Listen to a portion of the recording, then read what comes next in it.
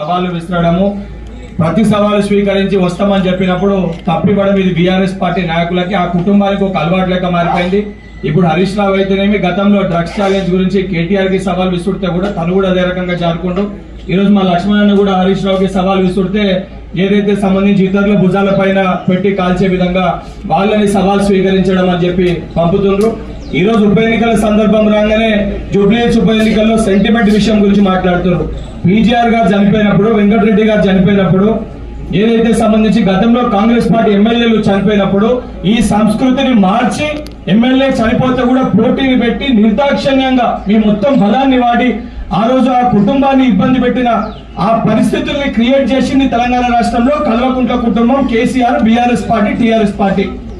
ఈ రోజు సిగ్గుశరం లేకుండా ఈ రోజు కాంగ్రెస్ పార్టీ కేబినెట్ గురించి మాట్లాడుతుండు. హరీష్ రావు స్వయాన మీ కుటుంబంలో మీ కుటుంబ సభ్యురాలు ఈ రోజు మీ పైన ఆరోపణలు చేసింది, మీరు దోచుకున్నారని చెప్పి చెప్పింది. మీ కుటుంబంలో మీ యొక్క ప్రభుత్వంలో ఉన్న ఎమ్మెల్సీ, గతంలో ఎంపీగా పనిచేసిన వ్యక్తి ఈ రోజు మీరు దొంగలు, మీరు దయ్యాలు అని చెప్పి సంబోధిస్తుంది.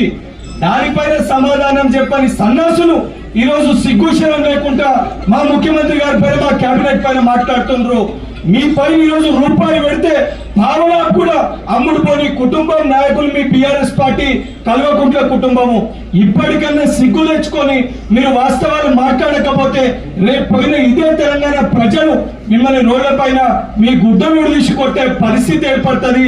హరీష్ రావు మాట్లాడే ముందు విజ్ఞతతోటి గతంలో మంత్రి లెక్క పనిచేసినావు, సుదీర్ఘంగా ఎమ్మెల్యేగా పనిచేసినావు, సోయుండి ఏం మాట్లాడుతున్నాము, ఆ కుర్చీకి ఆ కేబినెట్ కి కనీసం హుందాగా వివరించి మాట్లాడకపోతే, ఆ నైతిక విలువల్ని పాటించకుండా నువ్వు మాట్లాడితే నీ భాగవతాలు, నీ లీలలు, మీ యొక్క కుటుంబ సభ్యుల వాస్తవాలన్నీ కూడా మీ కుటుంబ సభ్యులు ఏ రకంగా బయట పెట్టిందో అవన్నింటిపైన త్వరలో అన్నిటిపైన కూడా ఎంక్వైరీ అవుతుంది.